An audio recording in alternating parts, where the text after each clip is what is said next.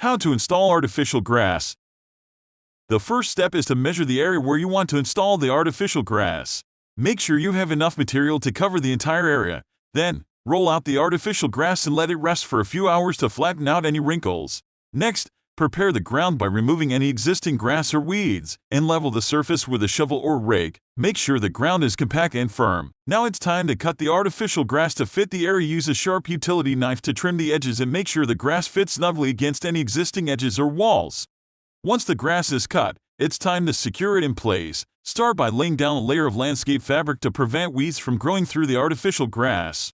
Finally, add infill material to the grass to provide cushioning and keep the blades standing upright. You can use sand, rubber pellets, or a mixture of both.